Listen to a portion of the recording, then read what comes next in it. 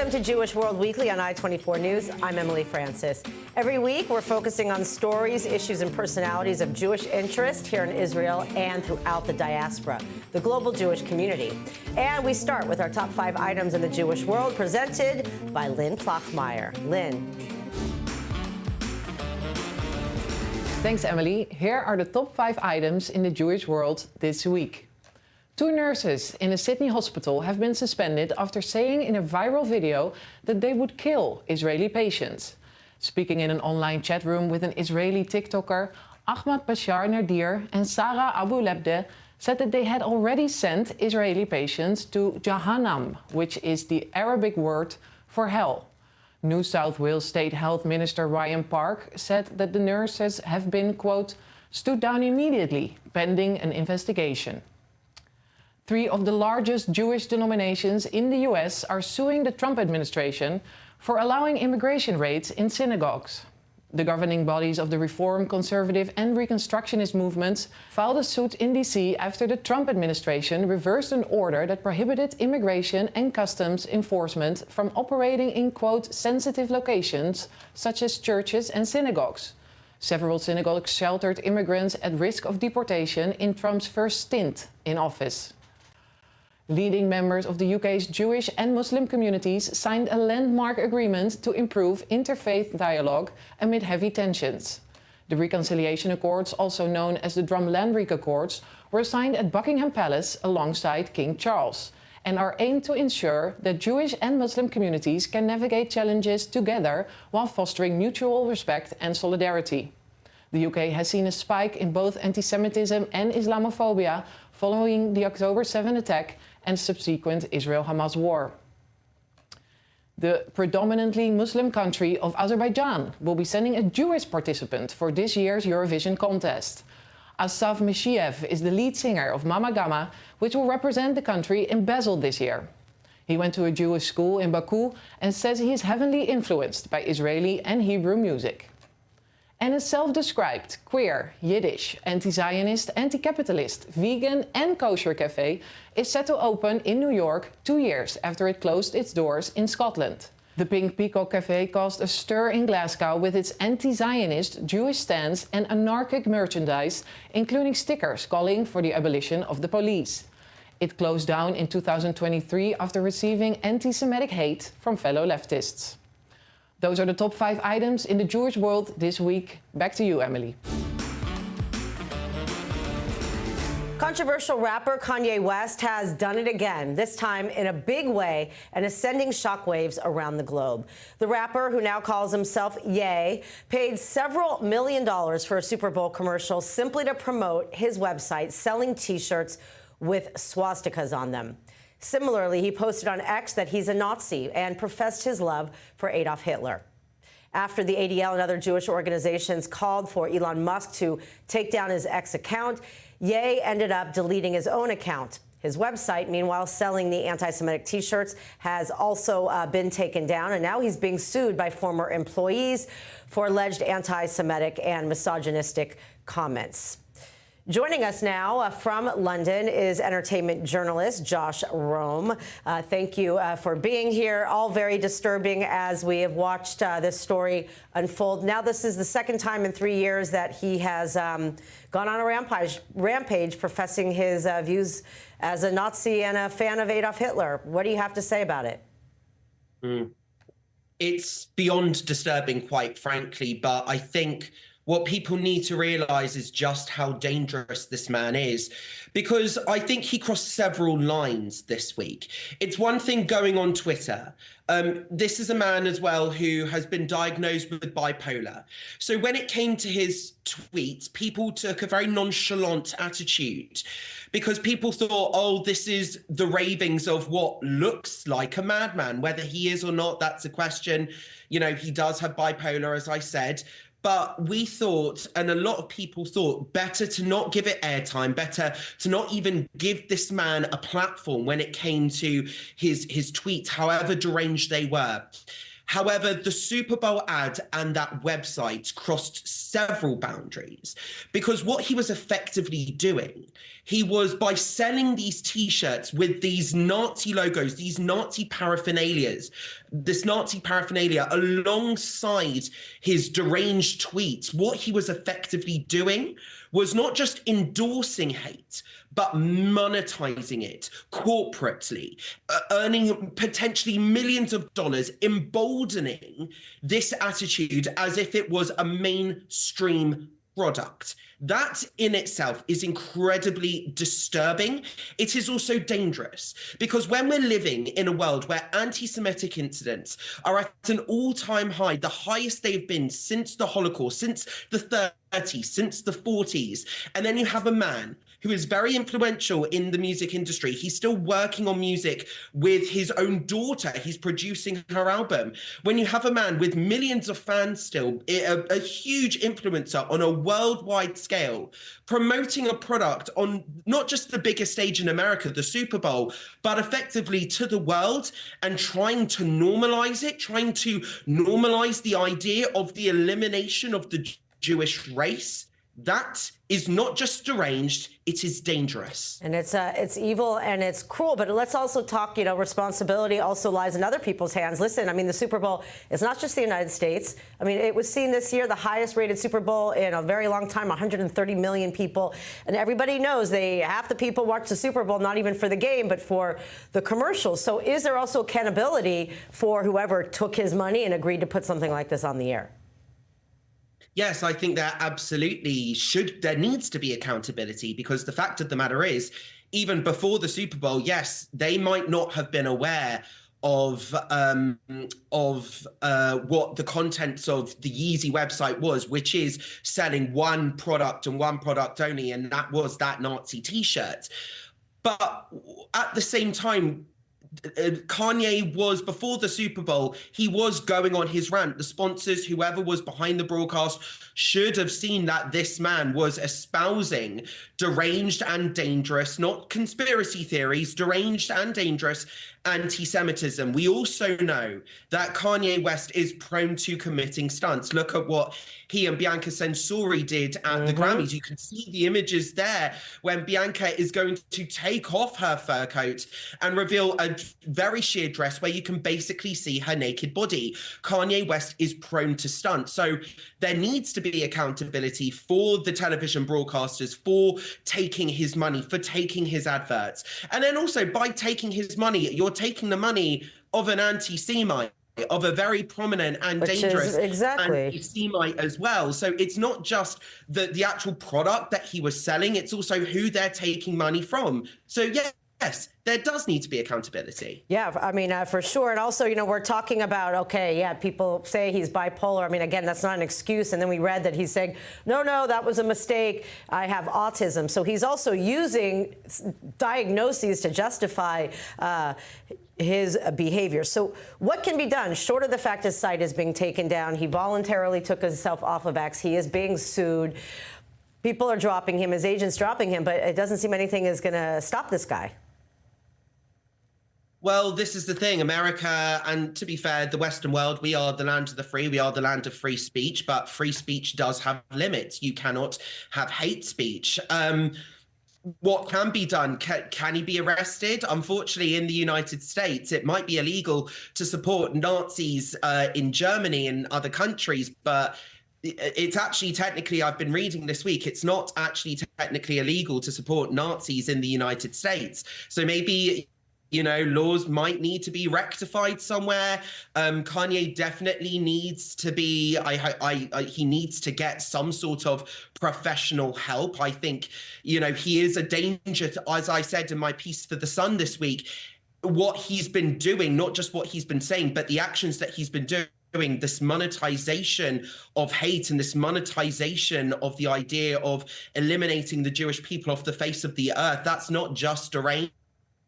that is dangerous. It's now coming to the point where he's now a danger to society. So does he need to be put in a mental institution? Does he? I'm not sure, but he definitely needs to get help.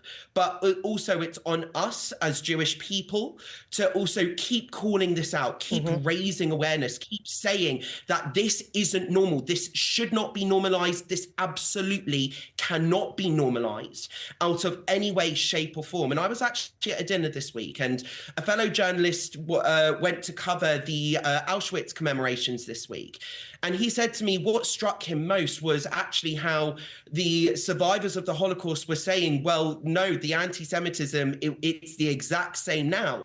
And let's not forget, the Holocaust didn't start with the gas chambers. It was a slow build up from just generic Jewish hatred, from small fry Jewish hatred on the streets. And then it grew and grew and grew into pogroms, and then this genocide and this threat of extermination. So it's on us, it's our responsibility as Jewish people to make sure we keep calling this out and to make sure that this is never normalized and the world lives up to the words, never again.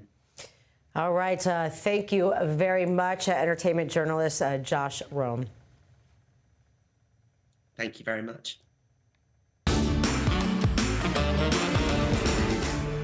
Meanwhile, a chilling new report by the Jewish Community Protection Service says that in 2024, violent acts against Jews rose to the highest level in a decade in the wake of October 7th. This is in France. There were a total of 1,570 anti-Semitic attacks, even though slightly down from 2023. French Jews are no doubt on edge and have been for several years, since the 2012 Toulouse Ozar HaTorah school massacre and the 2015 attack on the Paris Hyper Cacher market. Here's more from a leader in the French Jewish community talking about the increased physical violence. You have, in the anti-Semitic attacks recorded in 2024, 65% attacks on people, and among these attacks on people, 10% violent physical attacks. What this says, first of all, is that perhaps we're not only dealing with prejudice, but hatred as the driving force behind these acts, because there is an aggressive anti-Semitism that has gradually developed in our country and which uses the situation in the Middle East as a pretext to justify itself. We used to think that anti-Semitism was perhaps graffiti or insults around places of worship. Today, it goes well beyond that, because French people identified as Jews find themselves threatened, sometimes even in their own homes, even in their place of work, in the name of the conflict, in the name of the Gaza issue, which is used as a pretext for these attacks. Anti-Semitism begins with the Jews in history. It never stops with the Jews. History bears witness to the fact that it has always revealed deeper ills, fractures that can divide and even bring down our society. We're in a period that I think is tragic from that point of view, because French society is in a bad way, and anti-Semitism is one of the indicators, among others. It's not just a question of ensuring that Jews live peacefully in France. It's a question of anti-Semitism, which has been an indicator of the flaws in our democracy throughout history. I recall the period of the Dreyfus affair. I obviously recall the period of the Holocaust. It makes us aware of what is threatening us today collectively. Through anti-Semitism, we are talking about Islamism, ideological drivers, populism too in general, ideological drivers that are a threat to our Republican framework. Meanwhile, a group of French lawyers fighting against anti-Semitism and BDS recently came to Israel to meet with senior government legal officials. And in studio is one such lawyer, Johann Buskila, the director of the Finance Committee of Actions. And we are very happy to have you in studio. Thank you for being here. Merci beaucoup. Thank you for having me. We are Action Avocat, a French association admitted to Paris Bar, and we are currently 200 members and more, over than 800 members in the group.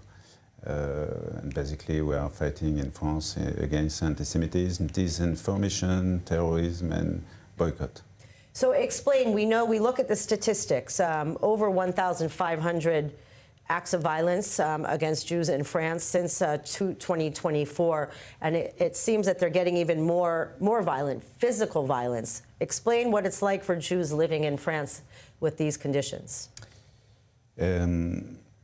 the rise of anti-Semitic violence since October 7, of course, raised serious concern for Jewish communities. It's a long-standing issue in France. Even before the attack of Toulouse in 2012, in 2012, and hyper-cacher attacks, all the terror attacks, and before also, and more recently with the rape of a 12 years old girl that you heard, and it's a long-standing issue in France. But this time, since October 7, we can note two significant developments. First one, anti-Semitism reached record level. The French Minister of Interior, Bruno Retailleau, recalled recently a sadly proportion. Jews represent less than 1% of the French population and more than 57% of the racist act in 2024. Wow. This is the first. And second development that we can note is that with October 7, we can consider that anti-Semitism definitely took the form of anti-Zionism. And this new form of anti-Semitism allows people to be anti-Semitic in the name of the democracy, as Yankelevich put it a long time ago. And this explains why anti-Semitism in France is almost everywhere. In the university, in the streets, in social media of course, in the speech of parliament, political, and... Scary. Yes, so on a national level, we can consider that Jewish are afraid to show their Jewishness and hide religious symbols, at least in some cities. But they are resilient and they are ready to use all legal means. Yes, well, we've seen a huge, massive fighting back. Make sure never again means never again. Tell us what can be done from a legal perspective. What can be done in the legal community? I think that we absolutely need to strengthen the legal framework of against anti-Semitism. A new project of law was proposed last year, but unfortunately it's still under discussion, and it will be under discussion for a long time. In the meantime, we just continue to fight, and I can explain you what we are doing. Yeah, briefly, because we're running out of time. So, like briefs, lawsuits, letters to the government. Yes, we need to organize our action in two parts. First, lobbying action and preventive action. We want to prevent hate speech in school, hate speech and discrimination and harassment in university and schools. We make action against boycott in the university. This is a part of our action important. We write, we explained legal concept, what is genocide, what is apology of terrorism, and we participate to the national conference that is beginning today, led by the Ministre Aurore Berger, and we are participating actively to this conference, and we have a lot of hope after this conference. Something can be done through the legal process. Yes. Thank you very much, Johann Buskila, and enjoy the rest of your trip. Thank you very much. Thank you for having me.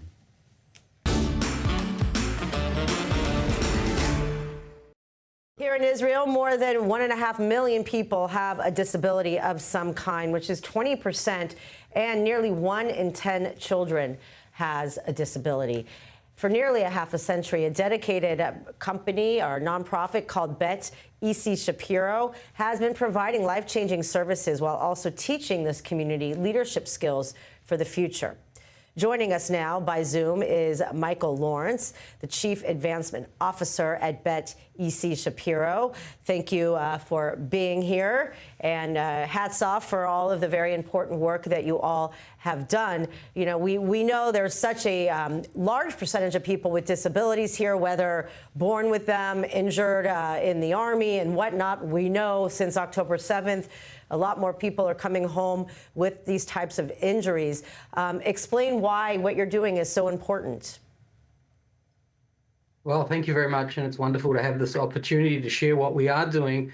Indeed, I mean, globally, the World Health Organization tells us that there's more than 1.6 billion people in our world who have a significant disability. That's a huge number. In Israel, perhaps 1 in 5 people have a disability. And of course, as you've already mentioned, since the war, we've had approximately 15,000 IDF soldiers now who are coming home with a disability. And this is a huge challenge.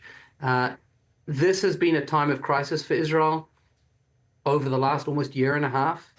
And people with disabilities, we know from research done, really do suffer from anxiety and trauma during crisis, during times of instability, much more, even 5 times more than the general population. So while Israelis in general have faced enormous upheaval and trauma, for people with disabilities, physical, intellectual, developmental disabilities, the challenges are really quite significant. And Beit Issie, with its 45 years of experience in terms of developing therapies and models, has been able to step into that space and really provide some help and some support and some solutions when it's really been needed. How have you been able to, continue? You've had services, like you said, for 45 years, but now we're seeing more numbers.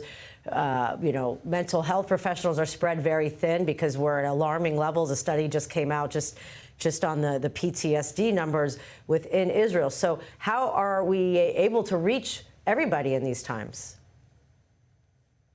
So what Beit Issie has done is it's taken what it has a good reputation for doing and a strong name in doing, and we've tried to do what we've always tried to do, which is scale our expertise. For examples, we have been leaders in the world of assistive technology and bringing communication devices and innovations into the world of children and adults who have difficulty speaking or actually can't speak with their physical voice. We've now taken that technology and the experience we have in the world of making homes into smart homes. We're now bringing that to soldiers. We are working now every week. Just last week alone, we had about 20 soldiers approach us for help as they move from hospital to continued rehabilitation, but in their home. And we're helping them now to communicate through the technologies in which we have expertise and to make their homes accessible for them. We believe very much that these soldiers and all people with disabilities, we want them to have the most significant independence and quality of life that they can have. And if we can bring the technological expertise, the therapeutic expertise that we have into their lives, that's what we aim to do. You mentioned mental health. There's a real crisis there. And we found during the war that there's a real significant gap in services for people with disabilities around mental health.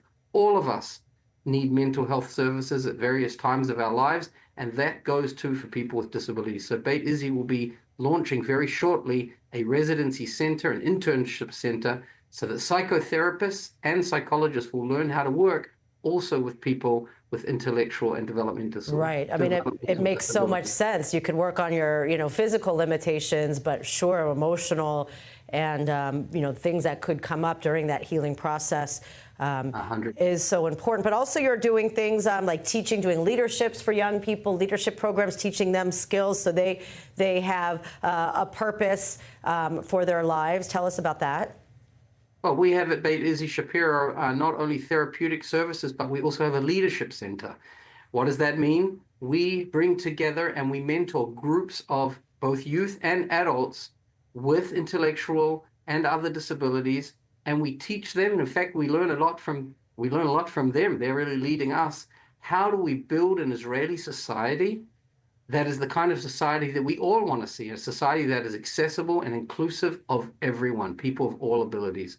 So one of the examples during the war is that we have this tremendous group of youth, aged 13 to 15, who discovered that most of the bomb shelters, the public bomb shelters in Israel, where people run within a short amount of time under missile fire with sirens blaring, these bomb shelters are inaccessible.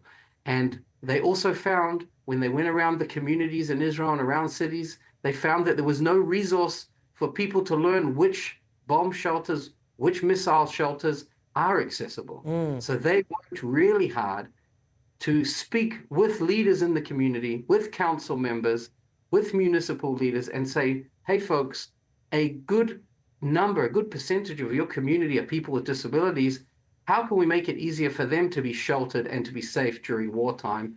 A tremendous initiative by the youth themselves, and Beit Issie Shapiro was there to mentor them and help them reach these kinds of goals that they had for themselves. Wow, so important. Very, very inspiring. You know, you think about it, yes, a lot of homes now do have, private safe rooms, but it's true, you have an alarm. You can't go in an elevator. A lot of them are in the basement.